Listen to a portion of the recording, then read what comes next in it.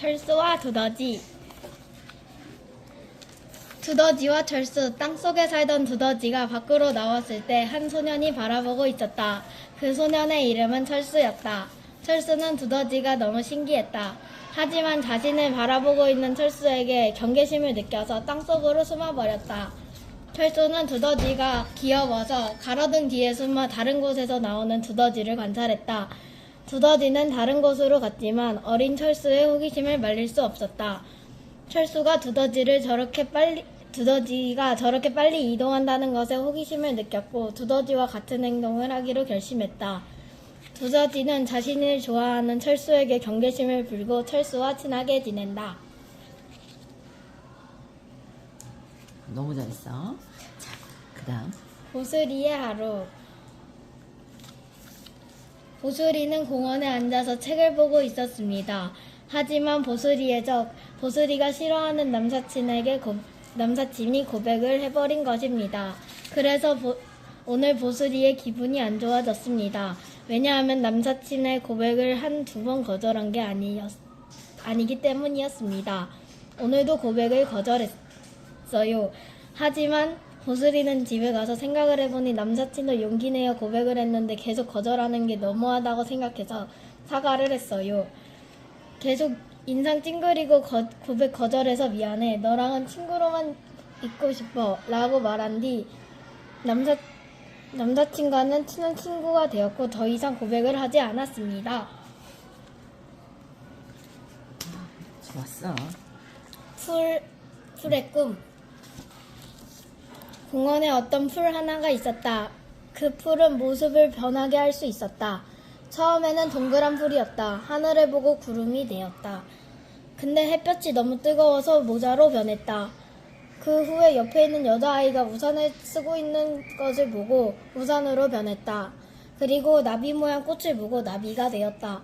근데 숨바꼭질을 하던 아이가 그 풀에 숨어서 팩맨 모양이 되었다.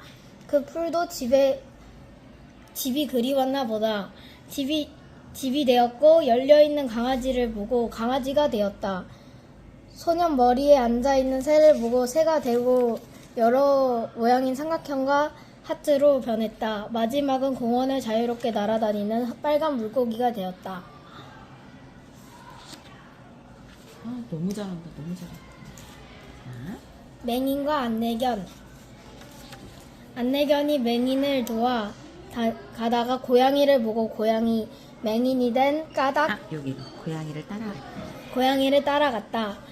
고양이가 나무에 올라가자 강아지도 올라가고 애를 쓴다. 고양이가 나무에서 내려와 강아지의 목줄을 물었다. 싸우다가 맹인이 간식을 주어서 안내견이 돌아왔다. 그래서 다시 원래대로 산책을 했다. 맹인이 된 까닭. 사람이 길을 가다가 갑자기 눈이 흐리게 보여 맹인이 되었다. 안내견을 키우던 강아지가 안내견이 되었다. 근데 안내견이 장난꾸러기여서 힘들지만 그래도 재미있다. 잘했어요. 그거 했어요. 블루베리 커플의 탄생. 블루라는 아이와 베리라는 여자아이가 있었다. 베리는 블루를 짝사랑하고 있었고 블루는 베리를 친구로 생각하고 있었다. 어느 날 블루는 블루의 절친 레모니와 놀기로 하였고 베리도 함께 놀기로 했다. 유치원이 끝난 후 놀이터로 가였다. 블루, 베리, 레몬 셋은 미끄럼틀을 재밌게 탔다. 레모니는 중간에 화장실을 가였다. 베리는 이때다 싶어 고백을 했다. 블루가 미끄럼틀을 내려가는 중간에 베리는 뒤따라 미끄럼틀을 타 뒤에서 블루를 꼭 안아주었다. 베리는 블루를 안아주면서 나 너 오랫동안 좋아했었어 라고 말했다. 블루는 조금 당황했지만 베리는 척하고 베리는 척하고 성격이 좋다는 것을 알았기에 베리의 고백을 받아주었다. 블루베리의 커플이 탄생하였다. 너무 잘 그렸다. 이거 김시인의 꿈. 김시인은 오늘도 집 앞 공원 안 나무 그늘에서 시를 씁니다. 김시인은 시를 쓰며 기쁜 생각도 하고 때론 슬픈 생각도 합니다. 공원의 분위기는 매일 다릅니다. 그게 김시인이 매일 공원을 찾아오는 이유기도 하죠. 공원의 바람이 솔솔 개가 월월 짖고 째가 짹짹거리고 사람들 소리도 납니다. 그러면서 김시인은 잠에 든다. 집에 들어 잠에 들어. 잠에 들어 꿈속에서도 같은 같은 장소에서 시를 쓰고 있었다. 하지만 딱 이상한 점이 있었다. 그건 바로 공중에 떠 있다는 것이다. 그러면서 점점 위로, 점점 앞으로 가는 것이다. 가는 것이나 김시인은 가는 것이다. 가는 것이다. 김시인은 겁이나 눈을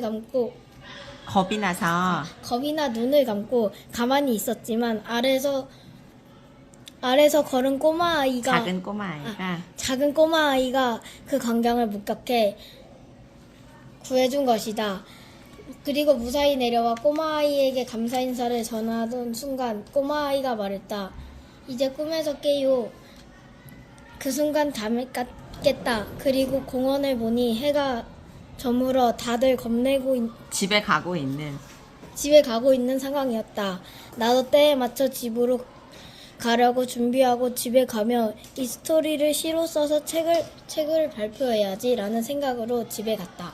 아, 너무 잘했다. 너무 잘했어. 오케이, 잘했어. 처음부터 읽을게. 마동순 할머니와 의자. 옛날에 마동순 할머니가 살았어요. 마동순 할머니는 외롭고 쓸쓸하게 항상 의자에 앉아 있었어요. 할머니는 매번 그 자리에 가만히 앉아 있었어요. 어느 날 할머니가 자리를 조금씩 움직이고 돌아앉았어요.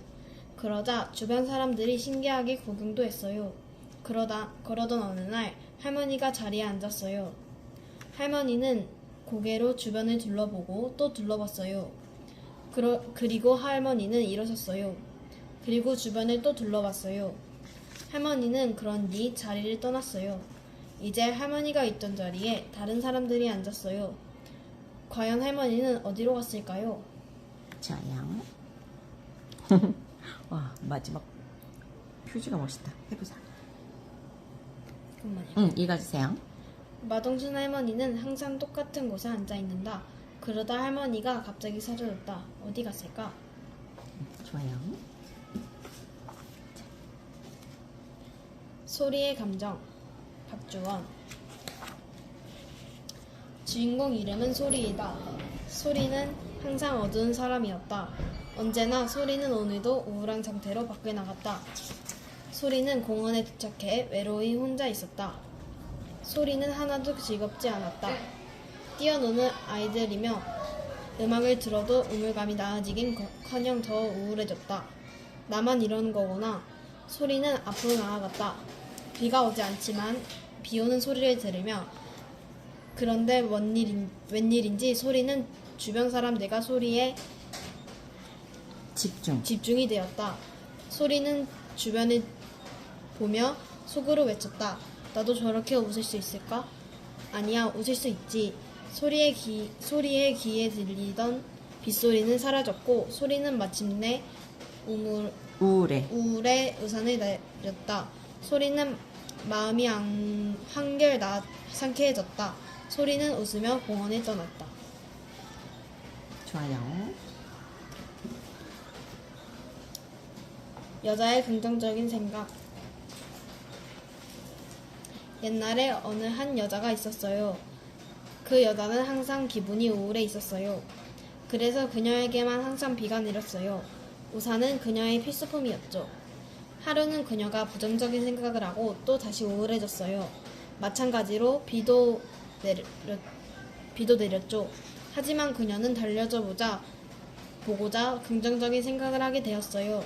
그러자 거짓말처럼 비는 그쳤죠. 그녀는 신기했어요. 긍정적인 생각을 많이 했죠. 그러자 그녀에게는 비는 평생 오지 않았어요. 끝. 너무 잘했어요.